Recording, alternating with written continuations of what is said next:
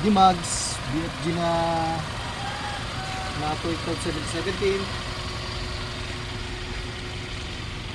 Ito, tapos stabilizer link.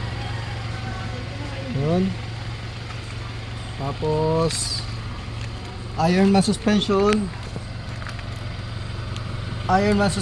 Yun. Then tawag din, yung panhard ng hard race. Yun. Tapos itong hammer 2 inch. Yun. Yun lang naman. Yun naman ginawa natin dito sa